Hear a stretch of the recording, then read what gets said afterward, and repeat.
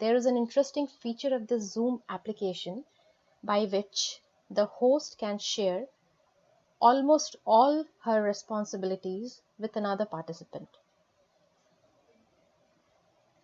by assigning that participant as a co-host during the meeting. So all you have to do is allow the entry of the participant, and you select the participant of your choice and then click on this more button and make them the co-host. There will be a final permission, there will be another permission the Zoom would be seeking. All you have to do is click on this yes button, and that selected participant will be assigned the co-host duties. The co-host can do everything that the host can do except for recording the meeting, because for recording, host has to give the permission to that person. Now, one more thing here, the co-host can allow screen sharing. The co-host can allow the other participants to enter the meeting room. The co-host can also mute and unmute the speakers or the participants. So all these duties which were earlier, all these functions which were earlier accessible only to the host will now be shared by the co-host. So that lessens the burden on the host. That is one thing that you can do. Another thing is that you can also transfer all your hosting duty to another participant present in the meeting. Again, for that, all you have to do is you have to click on this more button and you choose them to be the host. You make them the host.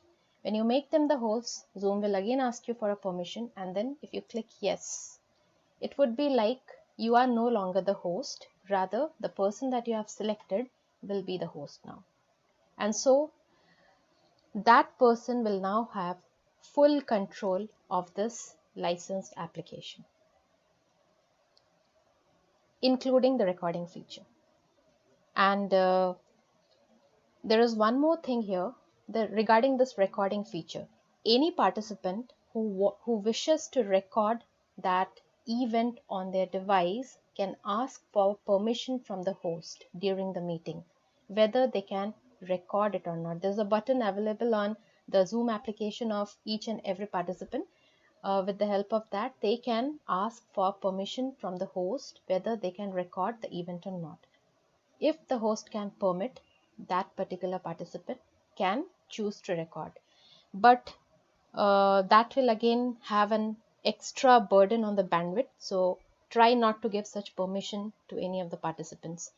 Now, transferring hosting responsibilities to any other participant of choice is an important and very helpful feature that I have understood, because suppose the device on which the person is hosting the event, the initial host, the main host, whoever is hosting the event, suppose the device fails for some reason, like the device is running out of battery and there is no power backup at your end. Also, suppose the network connectivity is poor at the end of host, then what that person can do, they can transfer the entire hosting responsibility to some other person, that another participant of their choice, and the entire hosting thing can be done by the selected participant. So that is a very good feature, because that ensures flexibility during the meeting, and so there is no issue of taking the stress of like, what shall I do if the network fails, what shall I do if the device runs out of battery.